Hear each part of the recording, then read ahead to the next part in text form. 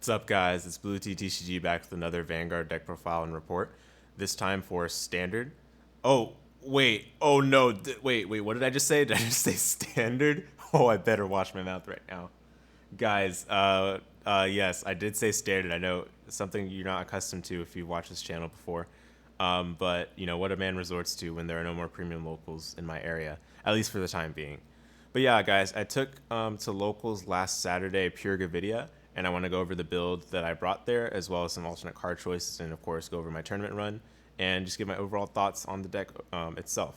You know, I'm not too much of a standard guy, but I did build this deck some time ago just to be able to play with, you know, some people that don't play premium or V.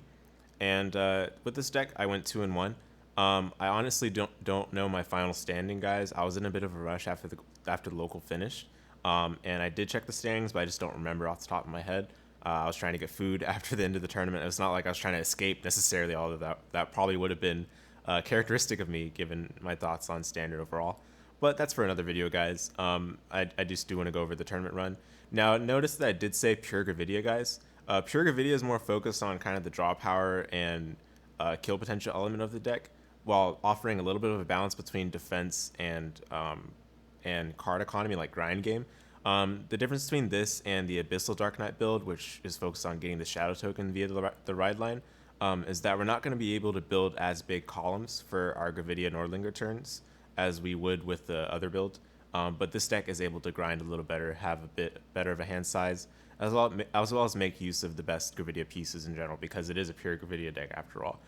You'd hope that you know, a pure build of Gravidia would be able to make better use of the actual Meteorite tools that the deck has available. So yeah, with that aside, let's go ahead and reveal the ride line. So for the grade 0, we've got Gravidia Dellen. And then the grade 1, we've got Gravidia Wells. I hope this is not a surprise, guys. This card you need to run in any ride line for Gravidia. It allows you to check the top 7 to add any number of Meteorites from your deck, from the revealed cards to your hand. That's not exactly how it's worded, but it's roughly that. Basically, check the top 7, you add any number of Meteorites. The important part is that you add any number. So that means that you can add, let's say, you know, you find 3, you can add all 3, you can add 2, you can add 1, you can add 0, even if you find some. And the nice thing too is that you only reveal the cards that you add, so you don't have to show your opponent what else is in your deck in that process. Now, keep in mind that we're running a good number of Meteorites in our deck to make the best use of Wells off the get-go, because we want to be able to filter our deck a little bit during the beginning of the game. That way, you know, our deck is more compressed and more filled with triggers than it would be otherwise. Now, do keep in mind that your hand is going to be a little fake after activating this card on your red line. So that's just like, you know, a standard characteristic of Gravidia. It's not something we can really avoid there. But it is helpful for getting through the ride line smoothly, because you can just discard those Meteorites for the ride line cost and then bring back those Meteorites with something like Bacubirito, or put them back to the deck with something like Shergo, which is not in this build, but you guys will see what the build is like coming soon. And you can also bottom deck them with Gravidia Peters. The grade 2 we're running is Gravidia Barringer, which is very important with the pure Gravidia build, because we want to be able to draw from basically as early as possible. This gets our hand economy going, while also making sure that we can defend our opponent's initial onslaught just in case we go second. And guys, this also gives you a nice beat stick on your turn. After you activate the ability to Soul Blast 3 and draw a card, it gets +5, and then also gets +5 if you have 5 or more Meteorites between your order zone and your drop zone. So that's really helpful in order to make sure that we have some beat sticks available. Because, you know, as it goes with Pure Gravidia, you're not able to make as big columns as with the Abyssal Dark Knight build. Whatever that build is called, the world whatever Shadow Army token. I don't know how to call it, but basically it has the Knight orders in there.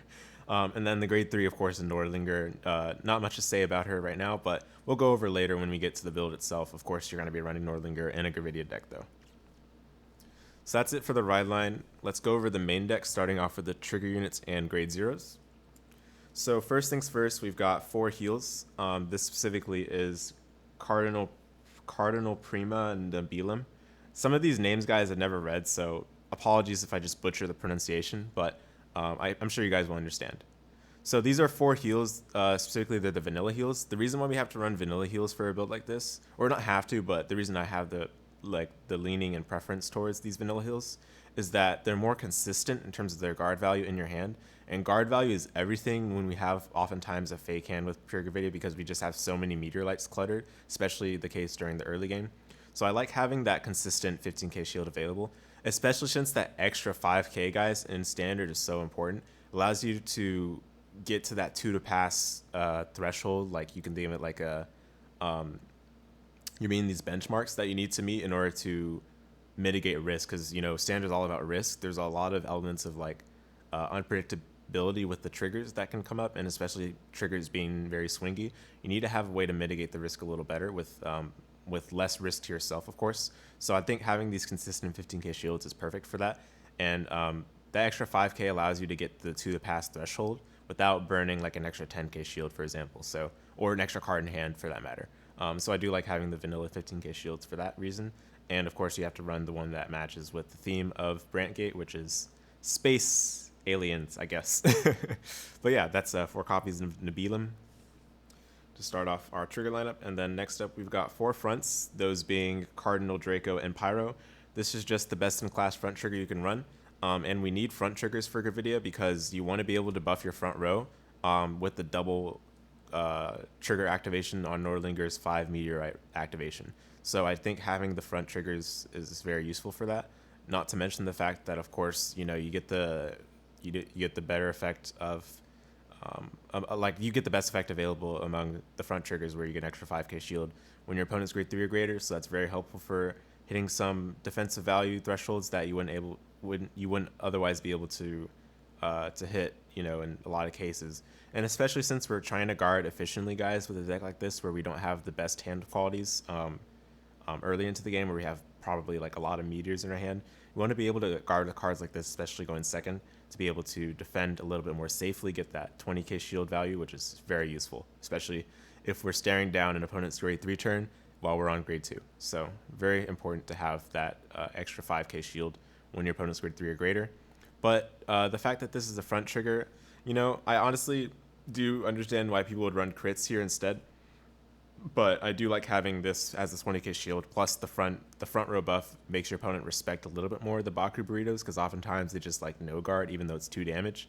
Or sorry, they just guard it because it's 2 damage. Even though it's 2 damage, it's like, it's not that much power, so I can easily just guard this.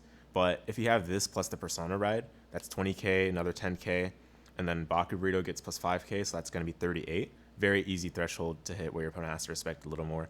And if they're PGing, guys, that means they're not going to have that PG available for the Nordlinger attack itself, which is probably the better attack to PG against, because that's the attack that's less predictable, so to speak. So very important to have this front trigger kind of give you that more to like kind of force more respect out of your opponent. I keep saying respect over and over in these videos, but it's basically a way of saying that your opponent has to think more highly of your offense than they would otherwise, because oftentimes guarding greedily is a very notable style of play in standard, especially where risk is a lot of the elements of you know, the trigger checks and all of that. So you don't want your opponent to basically, you know, guard greedily against you and not get punished for it. You want to be able to punish them with something like this. All right, and then next up is 4 copies of Patrol Bobo Dekarcop, something like that. Again, these names, I'm sorry, guys, but bear with me. These are 4 crits, basically. These are the best-in-class crits, you know, that correspond with the best-in-class fronts that I showed before. These crits, you never actually use the effect for, the +2 when it's boosted. So don't worry if you're not able to obtain these, guys. You can just replace this with whatever crit you'd like. And, of course, Gravidia builds often run 8 crits anyway, so it's not too unusual to just run the other crits instead of this one. But of course, this is the better one, strictly better. So if you're able to obtain these, it's always obviously nice to have. But again, that ability to, after a boost, give one of your units +2, I don't really use it that often. I didn't use it often in the tournament, in fact, either. There were maybe a few times where I used it in order to hit a magic number a little bit more cleanly. Let's say, for example, I had a Barringer on the rearguard circle. Barringer is the grade 2 that's in our ride line. Oh, that's not Barringer. This is Barringer. Barringer allows you to get +5 to itself if you have 5 meteorites between your order zone and your drop zone, and then also gets +5 for its on-place ability as well. So 20k is, you know, it's good and all, but sometimes having that additional +2 is nice, especially when it's boosted. So it just allows you to hit that magic number a little better. but you know, it's not often like the most significant number to hit. You know, of course, if you had that exact scenario I just mentioned, it's not really gonna see that much of a difference. But let's say you have two Dekarcops instead of just one. You know, maybe you would boost with both of them, and you give the power of you get the 2k power from the boosted after the boosting of one Barringer to the other Barringer. That way, that Barringer is hitting for 22 plus whatever it's being boosted by. Let's say it's like an 8k card. You know, we can also use Bacubirito as an example because it's all the same, guys, really. But basically, you know, you get the +2 to like something like Bacubirito, which makes it 15. Baku gets +5 from its own skill, that makes it 20. That way, you're able to hit the numbers just a little better. But again, the +2 doesn't really make that much of a difference most of the time, just because the magic numbers in standard are very streamlined. They're most for the most part just 5k intervals. You don't really see the +2 making a huge difference a lot of the time. So, but yeah, I mean, the most important part is the fact that it's a crit. So I don't want to spend too much time trying to justify that one.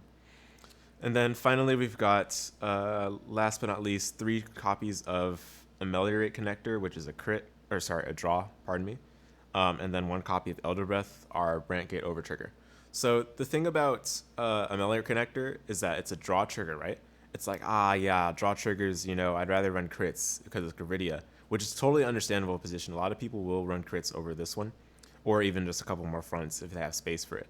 Because, you know, Gravidia has that flexibility to be more aggressive, in my opinion, since, you know, we have a couple of cards in the main deck that help us with the draw power element if you wanted to kind of, you know, make it a little lean towards the more aggressive side. But because I wanted to make this build a little more balanced in terms of defense and offense, I prefer these draw triggers. Not to mention the fact that they get an extra 5k shield when your opponent's at grade 3 or greater. Very important, again, because it allows you to hit the 10k shield without using too many cards in your hand. And oftentimes, again, your hand's going to be cluttered with Meteorites. It's going to have a bunch of cards that you want to save for attacking next turn. Maybe you want to drop down a Barringer that you have in your hand, or a Stunner, or even a Bacubirito, because that's the most important card to have as your rear guard. These Ameliorate Connectors you want to have in your hand to fulfill that shield value, where you'd otherwise be using another 5 card in your hand, which you want to save for the offensive reasons that I just mentioned. And of course, the fact that we draw is very important as well. Now, do keep in mind, the fact that we draw off of this means that if you hit this on your 5 Meteorite Nordlinger turn, you might get closer to deck out a lot more quickly because this is drawing 2. Now, I will say I did hit this off of my 5 Meteorite Gravidia turn, or Nordlinger turn, once in my tournament last weekend, but it didn't feel uncomfortable whatsoever. In fact, it was very useful in terms of building my hand because that was my first 5 Meteorite Nordlinger turn, which allowed me to guard my opponent's Persona Ride a lot more efficiently on the subsequent turn. And the fact that this is like a draw in general means that you're going to be drawing into another card that's at least 5k shield, hopefully. Now, of course, you might draw into a grade 3, which is totally fine because all the grade 3s in this deck are things that we want to see. It's not like there's stuff that, you know, are dead in your hand necessarily. Now, drawing into a Meteorite, on the other hand, is a little bit more brutal, especially once you've already done your grade 3 turn, because Meteorites in your hand after you get to your grade 3 turn are not as good, but it's just going to happen with how we've built our deck here. That's just what you have to do for Gravidia. That's what you have to live with. But the draw triggers, I think, are very useful for those aforementioned reasons. And then Eldobreath, I don't need to say anything about this card. If you check this on your 5 Meteorite Gravidia Nordlinger turn, then you just win. Yeah, that's about it.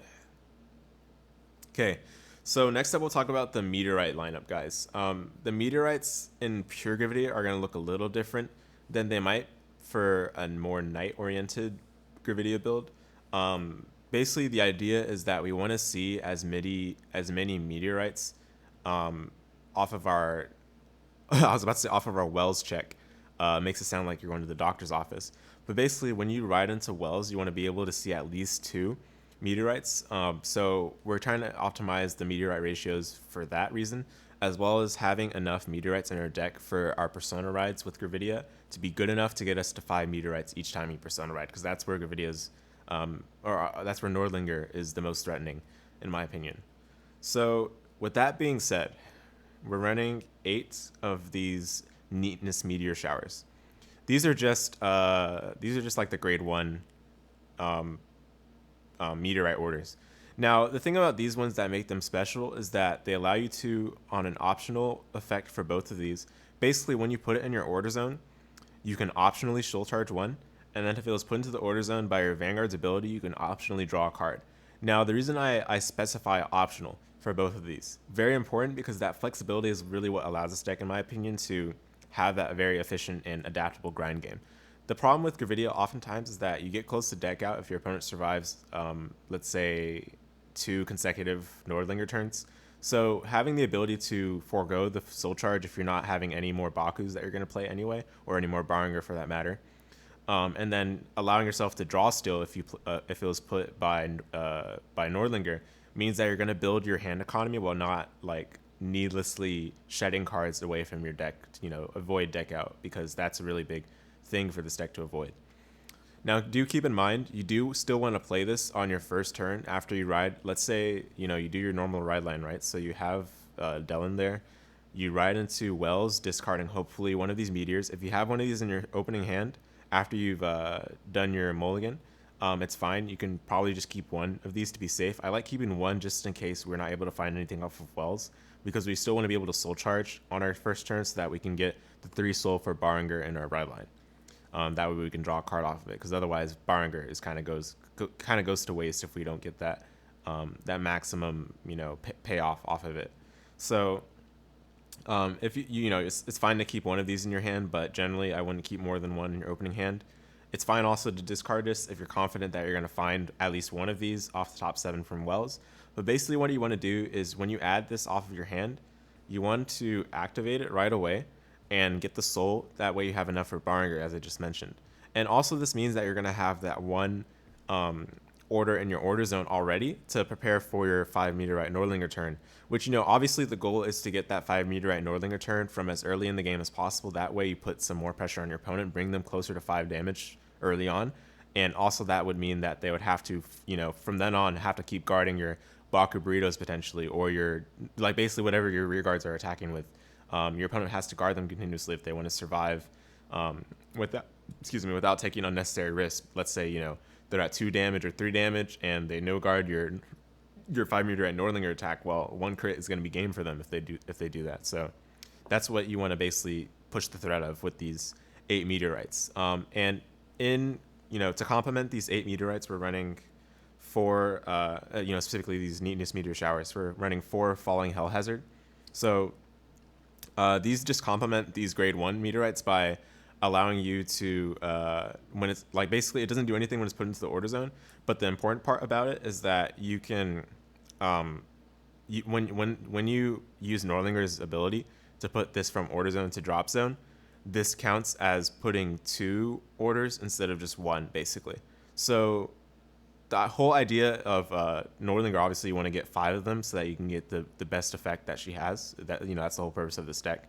And then from there you sack your opponent, basically. The whole reason, right, you want to run this is that let's say off of Wells in the ride line you find one of these Falling Hellhazards. Well, perfect. You get to add that to your hand, put it in you set it in your order zone on your grade 2 turn, and that way when you go into Gravidia Nordlinger, you can use Gravidia Nordlinger to bring out 2 of these grade 1 Meteorites.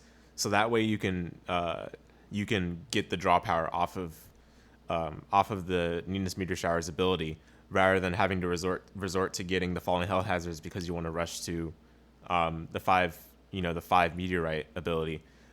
Like the whole reason why that's like non-trivial is because you want a way to get to that 5 Meteorite without having to sacrifice the draw power potential that you get off of this. Basically, we're just trying to make the best use of our cards in our deck. And basically, the way this card reads, you want that draw power. The soul charge, then draw happens in sequence, and they're both optional. So usually what you'll want to do is you won't want to soul charge off of this unless you absolutely know you're going to use it right away. That way we're not needlessly, shedding cards from our deck, as I mentioned before. But the draw power I almost always use unless I'm like trying to make a calculated decision whether I'm going to deck up before my opponent does, like where the game is going. Am I in a winning position right now, or am I in a position where my opponent's going to be able to guard every single time and I just got to make sure that I deck out after they do, which I was in that position in the tournament this past weekend, so that's why it's worth mentioning that. But pretty much every notable time I was able to draw a card off of this, so that's what you really want to do. Now, one thing I failed to kind of stress with these two meteorites is that when they're put into the drop zone by the from the order zone, let me see.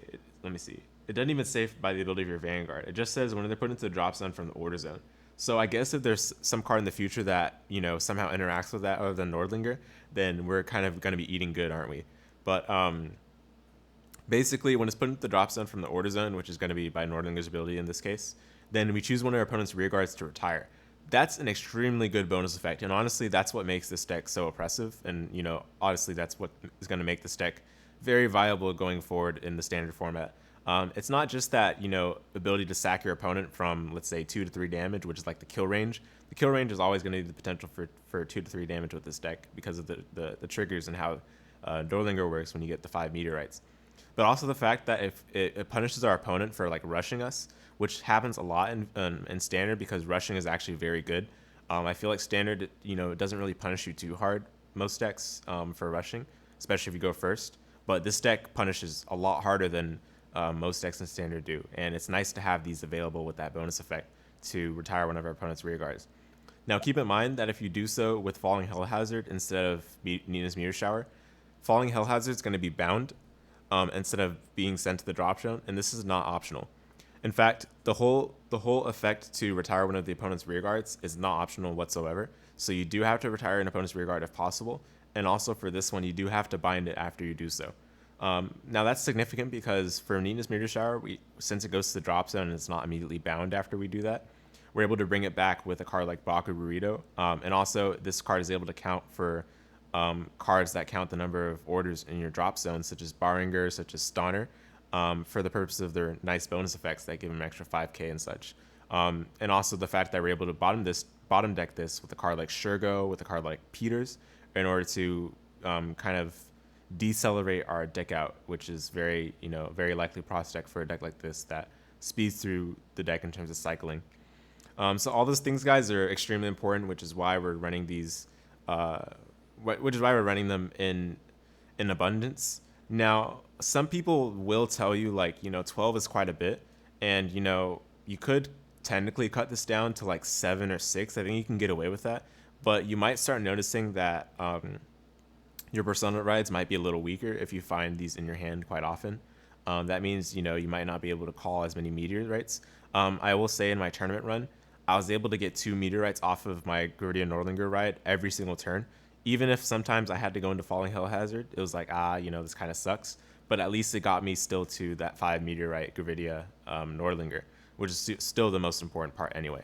But I think 12 is like kind of the golden ratio. You could run 11 cumulatively, but I do think you need at least like 10 or so in order to make the 5 Meteorites a bit more consistent. But sadly, of course, that means that the more you run, the less quality of hands that you're going to have defensively. All right, enough about the Meteorites. We spent a lot of time on that, but I did want to make sure that we cover that in detail just in case you guys aren't too familiar with Gravidia as a deck in Standard. All right, next up, as you can see here on the screen, we've got 4 copies of Violate Dragon. This is just your standard Brandt Gate PG, just the best-in-class PG that we have for the nation, and every single nation has these. Now, the nice thing about these PGs that makes them the best in class is that they're able to be a PG without discarding if you have 2 or less cards in your hand, I believe it is. Yes, in fact, if your hand... Oh, my bad. Actually, if you have... the way it works, so let's say you have this card and another card in your hand.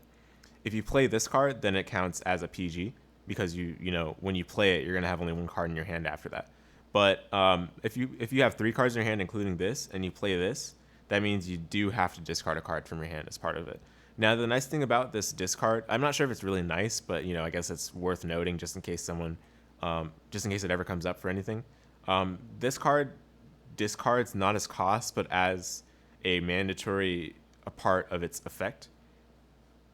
So basically, it checks afterwards whether your hand meets a requisite, and then that's when you discard. It's not a cost. So I guess that's worth noting. I'm not sure if that's going to be significant at any point, but do keep that in mind. And it's very important to have this kind of PG as opposed to the other PGs that are available, because there are cases where your hand just gets broken down and this is the last card remaining and you're able to still PG. This doesn't become a dead card despite it being 0 shield and you have no other card in your hand to discard. because you're able to PG still by having a few cards in your hand. And that did come up exactly once in one of my games in the tournament. We'll go over that at the end of the video. All right, last but not least for the grade 1s, we've got 3 copies of Gravidia Peters. This card is mainly for getting some on-hit pressure to our opponent. Oftentimes, opponents like taking the rearguard attacks, so we need these behind the rearguards. That way, we force them to think a little bit harder about whether they should take the rearguards. Of course, if they do take it, that means they're giving us a bit of draw power and recycling in our deck. And if they decide to guard it, that means that, you know, we've broken some cards down from their hand, and they have hopefully less cards to use for their subsequent turn, which is, you know, that's a great purpose that this card fulfills. Now, in terms of whether it should be run at 3 copies, that's debatable. I often found myself like wanting to find it more, but that's just kind of a consequence of my not running very many rearguards to attack with in this build. I am going to make a few changes to that, you know, perhaps for the next standard tournament. We'll go over that at the end of the video as well. But 3 is a pretty good number in my opinion. You can run 2. 2 is probably fine as well, but I think 3 gets the job done as it should. And the nice thing is that if you get this from early on into the game, you're able to recycle some Meteorites that you perhaps dumped in order to go into the cards in your ride deck. So, and of course, in that case, you want to do just 1 so that you're not retiring this for its mandatory retire effect if you bottom deck 2 and then you draw a card. You don't want to do that because you want to still have this card available for long enough in the game. You don't want it to retire after just 1 activation. All right, and then for the grade 2s, we've got 2 copies of Barringer. We're going to go over these grade 2s together because this is all we've got, guys. 2 copies of Barringer and 3 copies of Stonner. So, trying to make sure that they're well spaced here. So, I think the better one of these 2 is honestly Stonner. Although it's not online for, you know, it's not online as consistently as Barringer is, because Barringer, surprisingly, the Soul Blast 3, it sounds expensive, it sounds not worth it, but it's honestly online a lot more than I found myself expecting, especially since if I know I have it in my hand or if I know it's coming up, then I'm just going to prepare that soul ahead of time. That's often what I find myself doing. But honestly, you got to keep in mind that, obviously you got to keep in mind that you're going to be going through your deck a lot faster. You might accelerate your deck out if you dedicate some soul to this card. And then Stonner is just a beautiful card. We get that 10k shield active when we have cumulatively between our order zone and our drop zone 5 or more set orders. And that also doesn't just apply to its shield value, it also applies to its power value. So getting a 15k beater on this card on your front row, as well as being a 10k interceptor, is very useful. I've loved this card, and I think 3 is the absolute maximum this card can be run at to be the most effective. 4 copies is not quite the best ratio because it's just not online that often to warrant running it at 4 copies. Maybe 2 copies is even fine as well, but I'm running 3 for the moment. Now, in terms of how this grade 2 lineup can change, I'll just mention this right now. I plan on including Shurgo into this build just to kind of combat a little bit the deck out that we are a little bit prone to. And the cards, I'd probably need to make space for that just to account for the fact that we need some Soul Blast as well as some additional space for a grade 2 to be made in general. I'd probably take out one of these Gravidia Peters as well as perhaps one of these Barringers, just because Barringer is another card that Soul Blast at a hefty cost, so I don't want it to conflict with Shurgo if we're running that and we expect to use it often in the game. Now, of course, this all would suggest, right, that we don't have, again, some, you know, heavy boosters, because this is not the Abyssal Dark Knight deck that that makes those Shadow Army tokens. But the reason for that is that we just don't have the space. We want to make Pure Gravidia shine where it can, which is getting that draw power, getting those Meteorites, being able to cycle through our deck and have fantastic hand size, hand quality to make up for the fact that Meteorites just are inherently cloggy. And that just comes at the sacrifice of those grade 1 boosters that are fantastic for those magic numbers, because honestly, 15k, I totally respect why people run that engine itself just for those 15k boosters. They're really nice to have. But again, I just like having this because if you're in the Gravidia mirror, those 15k tokens are not really going to make a difference anyway. They're still going to be retired in the mirror anyway. And then against other decks, obviously the 15k booster is going to help a lot, but it comes at the sacrifice of the hand size, and I do think the hand size is necessary to survive against some decks where you might need to improvise or might need to take a bit better of a calculation in terms of your risk factor against triggers and those kinds of things.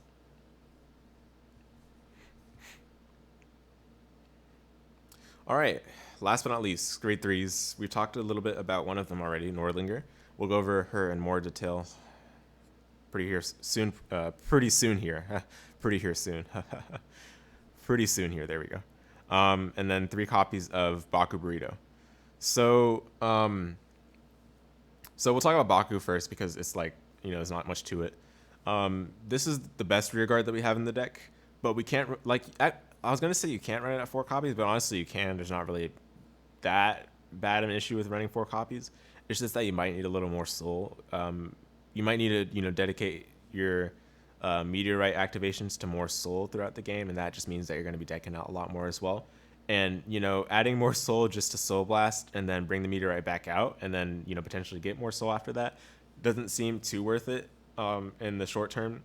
So, excuse me. So those are just things to keep in mind when you up the number of copies of Bacubirito.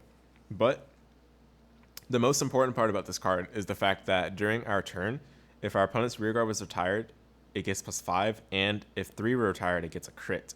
That crit is extremely important, guys. Part of the reason why this deck can high roll so hard, steamroll pretty much any deck with the Brandt over trigger, but also the fact that when our opponent has fully committed to their board, on the crackback, meaning our turn, when we, let's say, Persona Ride into Nordlinger, we're able to get those 5 Meteorites, and, theoretically they would have, pushed you pretty hard, so they're going to have a lot of rear guards. You retire their rear guards with the Meteorites that you have in your order zone, and then Bacubirito is going to get the extra benefits with the +5k and the crits, which means that it's going to be swinging for numbers and damage which your opponent must respect. Otherwise, they're just going to get completely bodied. So Bacubirito is very important, guys, as the rear guard.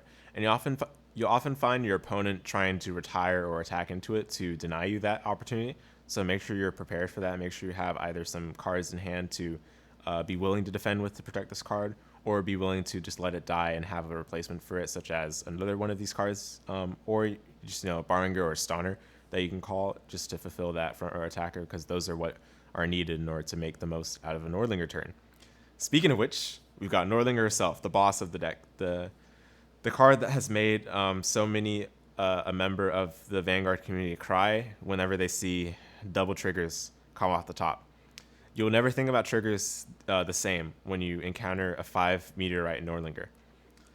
So Nordlinger reads, when this unit is placed on the Vanguard circle, we search our deck for up to 2 Meteorite cards, put them to our order zone, and shuffle the deck.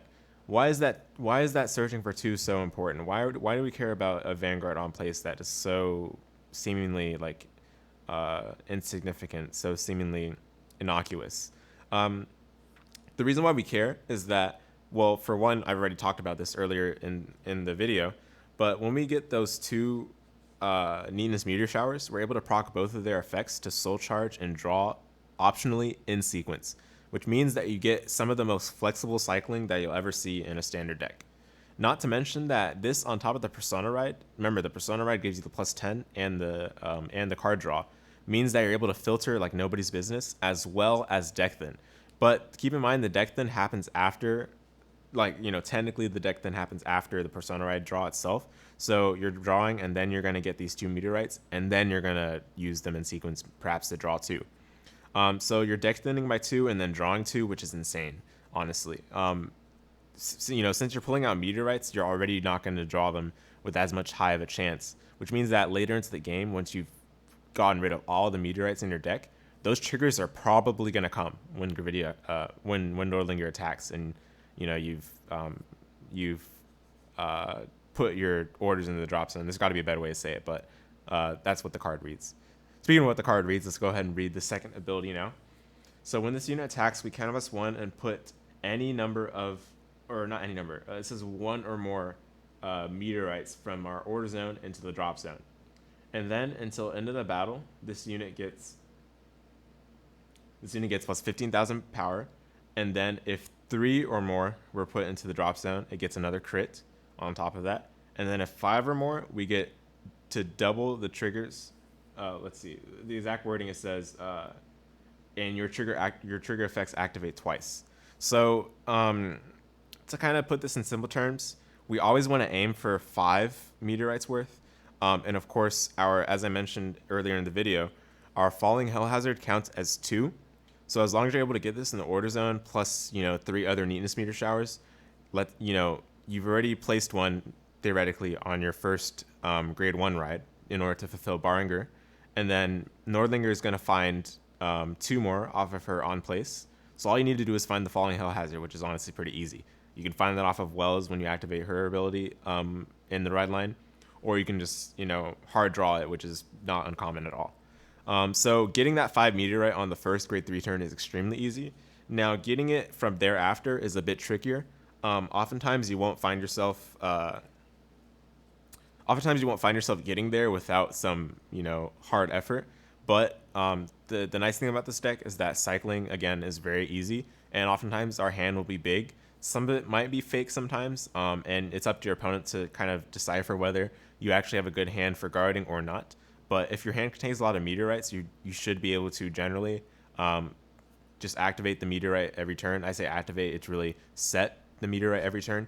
That way you have some excess meteorites to go into on subsequent Nordlinger turns whenever you Persona Ride, for example, or whenever you got into late game where you run out of Persona Rides, but you still need to find a way to threaten your opponent or kill your opponent off.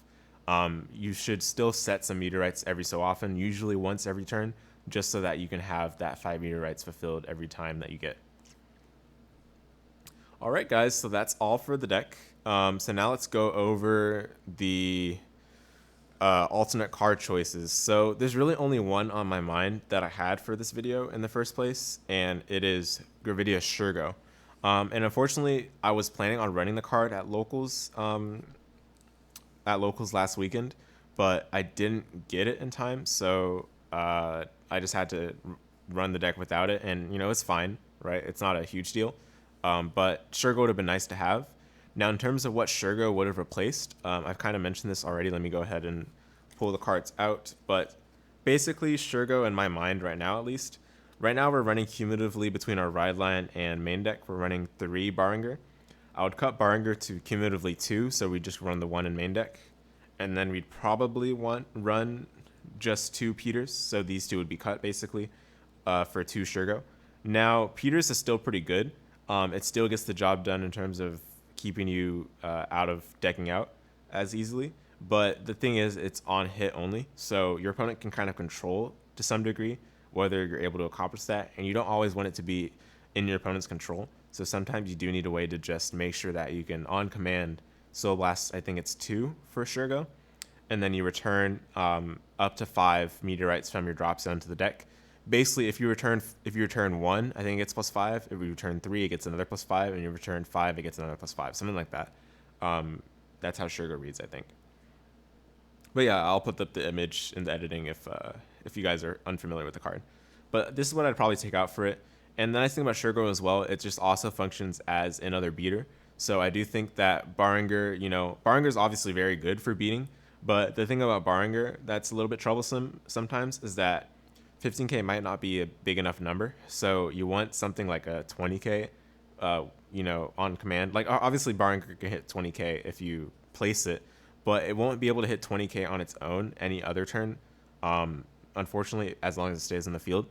So sometimes having that Shergo available to the Soul Blasting at the extra, 10k or 15k is really nice to have.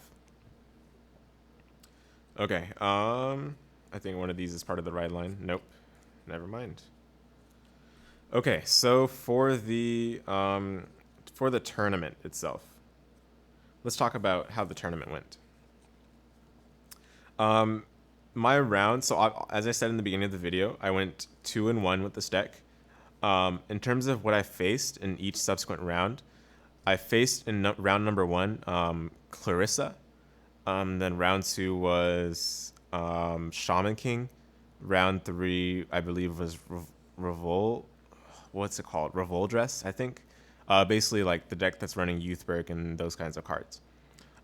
So round 1 was a win against Clarissa. That game was actually the grindiest game of the entire tournament. A lot of the individual turns were very back and forth. I actually think that I was the subject of a very happy accident in which my opponent decided to Persona Ride but didn't have any face-up counterblast. And this was due to the fact that on the previous turn, so just to give you some context, guys, I won the die roll, I went first. In fact, I won the die roll and went first in every single round, so yay, I am so good at Vanguard. Anyway, I did my first grade 3 turn, right? As you guys would expect, it was a Gravidia grade 3 turn. I actually chose not to do the 5 Meteorites that I pushed to you guys during the deck profile. I actually chose to do just 3 instead, just to make sure I could still threaten the 2 crit and, the potential for more off my drive checks, but also just so that I can clear my opponent's board and kind of thwart my opponent's plays from there. Now, after I did this turn, right, my opponent was put at some number of damage. For now, let's just say it was, I believe it was 2 damage after that turn, because I had previously not been attacking too hard. I hadn't been pushing my opponent too hard. My opponent did their first grade 3 turn. They pushed me to a lot of damage, actually. They pushed me, they in total, they dealt me 4 damage. But thankfully, I got 2 heals during my damage checks, so I was, or not 2 heals, pardon me. I was put to 4 damage after the end of that turn. Then when my turn got back, I Persona Rode as usual, and then I went into my Nordlinger, and my Nordlinger was a 5 Meteorite this time, but my opponent didn't have, my opponent had 5 rear guards, but they chose to Soul Blast in order to bring back some of the rear guards that were retired due to the effect of one of the lyrical cards. I don't remember exactly the name of it, but sorry, this is all going off the top of my head, so I might get some of the details a little bit fuzzy here. But my opponent chose to activate that effect and bring back some of those cards that were retired.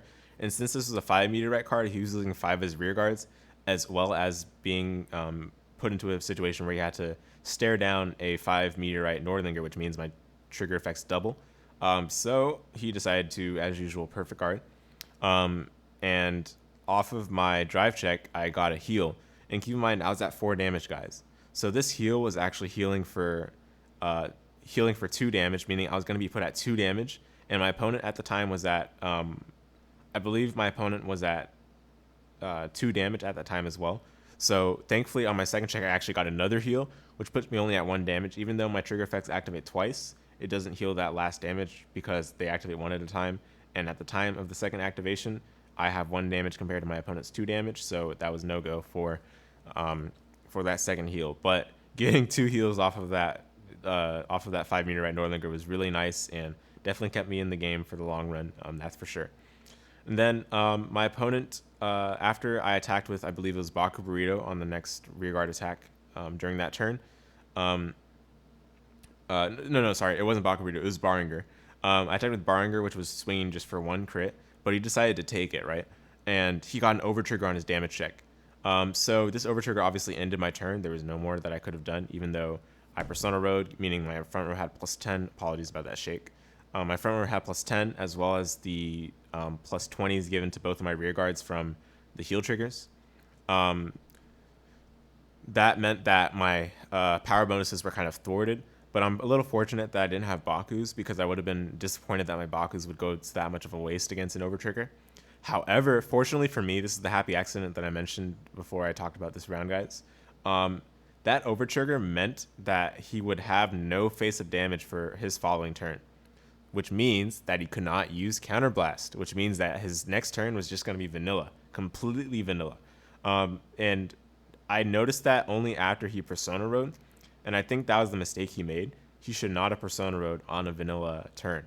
He should have just stayed on his normal grade 3 and just attacked. I mean, that's just the way it goes. You don't really want to Persona Ride for, a simple 23 when you can't really benefit too much out of it because you don't have enough rear guards that you can use to get the most out of the restanders that Clarissa can accomplish. So from then on, I was sitting really comfortable. I was able to Persona Ride each and every turn from then on. Now, of course, I could not get the 5 Meteorites on each of those turns. I got it that turn, and then I got it again the subsequent turn, but after that, I wasn't able to get 5 Meteorites again during the game, which is not a big issue, but, given that sometimes you do want to get the 5 Meteorites every turn, it's just an unfortunate happening in that regard. But also keep in mind that part of what helped him survive was that he got a lot of heals himself early into the game. So, of course, those 5 Meteorites might have been more feasible had that not happened. But I'm not complaining because that overtrigger definitely was very helpful for me in avoiding what was otherwise going to be an unfortunate fate, given what had happened earlier in those turns. So after those said Persona rides, I had no more Persona rides left, and I noticed that we were going to be in a position where both of us might deck out. But when we counted cards, I had exactly 1 more card in my deck. But the situation I was put in was such that when I rode into Nordlinger, I could not use the on. No. That was after. Sorry, my apologies. When I had ridden into Nordlinger, like the previous turns, for example, I had not soul charge, which meant that I was in a lot better position in terms of deck out than I would have otherwise been. The only times I soul charged were off of Neatness Meteor Shower activations from Baku, or from just straight activating it from the hand, or setting it from the hand, pardon me. And also the fact that my OT was still nowhere to be found. It was still in my deck that entire game.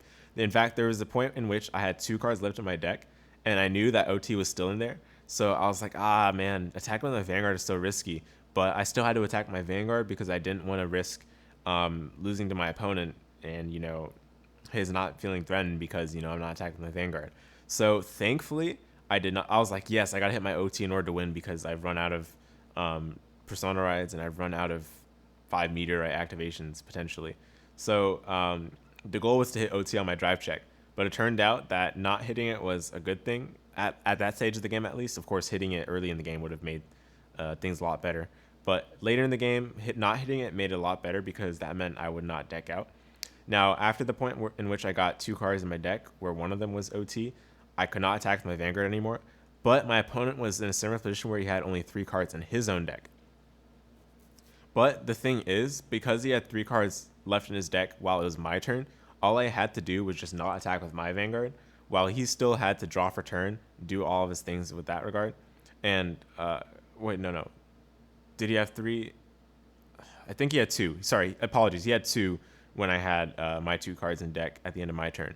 So he drew into turn, and he had only 1 card in his deck. That 1 card was something. I don't remember. I think it was a trigger.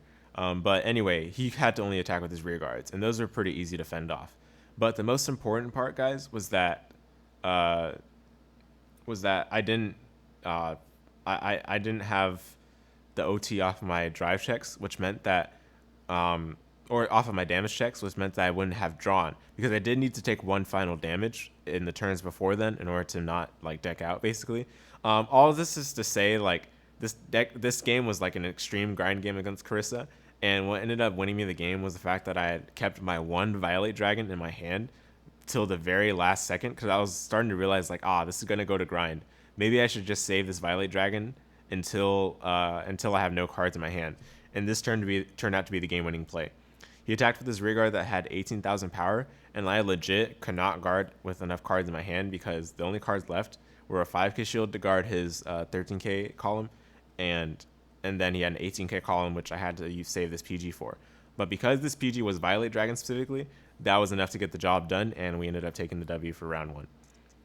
Now, round 2 was against Shaman King, very quick, especially compared to the round 1 match. I was the loser in this round. Basically what happened, I won the die roll, but unfortunately my Gravidia Wells whiffed just completely. I did not find any Meteorites whatsoever. I think part of the reason for that was that I didn't shuffle too well. After round 1 had finished, I was rushing to round 2. I did make the effort to shuffle and told my opponent I need some time to shuffle because, this is Gravidia, this is how it works. And, of course, maybe it was a mistake to tell my opponent that I was playing Gravidia, but I honestly didn't, care too much. It was somewhat of a slip of the tongue, I guess, but it wasn't a huge deal necessarily. Basically, I need to shuffle, right? And that shuffling was probably not enough because, those Meteorites get stacked, and Wells whiffing completely is not characteristic for the deck at all. We're running 12 Meteorites, so theoretically finding even 1 is very likely. And that really just ruined the rest of my ride line because, Barringer being a vanilla 10k is just not going to cut it in this kind of metagame. So from there, I just lost a lot of tempo and card economy. When I went to be on the defending end of my opponent's turns, things were just not comfortable at all. Obviously, my opponent rushed. He kind of felt like, oh yeah, this hand quality of his is probably not that good. and I had no way of really punishing him because I was behind from the very get-go by not having that extra Meteorite, meaning that I couldn't really get enough Meteorites to clear his field and punish his rush attempt. So that meant when he went into his next Shaman King turn, again, I don't know the name. Excuse me, I don't know the names of these cards, so I'm just saying Shaman King this, Shaman King that. But basically, the card that that allows you to see some of the cards of your opponent's hand. It's like make them reveal 3 or something. It's some card like that, and it also gets like a crit or whatever. I took that attack when I was at 3 damage, and he got the crit on the 1 drive check. So that was going to be 3 crit, and I just died. So that was the end of round 2. And then round 3, I faced the Revel Dress deck. Again, I don't really know the cards too well, but I went first again, and I was a pretty fortunate person. Let's just say that. But anyway, my opponent rushed, as is characteristic of a lot of these players at this local. And I was able to guard pretty well, actually, because my Gravidia Wells hit 4 Meteorites, and then I also had a lot of good cards in my hand to guard with. In my mulligan, I decided to mulligan a little differently than I normally do. I saved 1 Persona Ride still, but I actually kept a Violate Dragon, which is not something I normally do. But I kept Violate Dragon, as well as keeping, this is the most unusual one probably, but I kept a, where is it? I kept a front trigger. I didn't mind too much not having the front trigger in the deck. I just wanted a way to guard for a little more without sacrificing my other important triggers, such as a heal or a crit. I think those are more important to keep in the deck. But a front trigger is not as bad to have out of the deck because it can not only function as a 20k shield going into your opponent's grade 3 turn, but also it means that if you're guarding it with 15, it's not as bad to lose that compared to like a heal trigger or a crit. So I kept that in my hand, a little uncharacteristic of me, but it turned out to be the right move to fend off the rush. And from then on, when I rode into my grade 3 Nordlinger turn, I was able to get the 5 Meteorites. I was able to clear his board. But of course, I didn't kill him. I just got enough damage to put him in kill range for the subsequent turn. So I was able to guard his subsequent grade 3 turn, which was not really eventful at all because by clearing his board, it meant that he wasn't able to have enough rear guards to really put pressure on me. So I was able to comfortably guard that, went into the Persona Ride, shot the 5 Meteorite Nordlinger, and we got, he decided to no guard, which is a very big risk against a 5 Meteorite Nordlinger from 2 damage, and that meant that literally a singular crit was going to be game, and I did get that singular crit, so that was from 2 to 6, and it was game. And that match my opponent recorded. It's on a YouTube channel called OT to Pass. I'll put the link to that channel in the description. I'm not sure if that person is going to upload the match, but that match was recorded. So if you guys are interested in seeing that, feel free to check out the channel, OT to Pass. I think that's where it'd probably be uploaded. But yeah, that's how the tournament went. Now, in terms of my thoughts about Standard, it's a nice change of scenery and pace from the other 2 formats that Vanguard's got. I don't want to keep this video too ranty because I do have a lot of thoughts about Standard that should probably be kept for a separate video or just not be on the internet at all. But it's a nice change of scenery. Standard is in a very much better position, dare I say, in terms of like the balance in the meta than V and Premium are. So it's nice for that aspect specifically, and the fact that I don't have to I don't have to dedicate myself too hard to like mastering the piloting of my own deck while also thinking about the matchup specific adjustments that I need to make to my opponent's deck, as it would be for like Premium or V. Standard, you can kind of just go with the flow, do your ride line, which is always going to be the same every game, and then just go from there. Persona Ride, go Burr. Nordlinger, just check all the good triggers, that kind of thing. So in that regard, it's very nice. I definitely don't have any reservations about that aspect. But I do plan on slotting in those extra Shurgos, as I mentioned to you guys, once I get those in the mail. But otherwise, I'll be back with hopefully an updated deck profile and report the next time I take this deck to a local with the updated changes that I just mentioned. And yeah, that's going to do it, guys. Thanks for bearing with me on that long video. This turned out to be just under an hour, but thanks for bearing with me if you made it this far. And if you like this video, please feel free to leave a like and a comment, and please subscribe as well to the channel.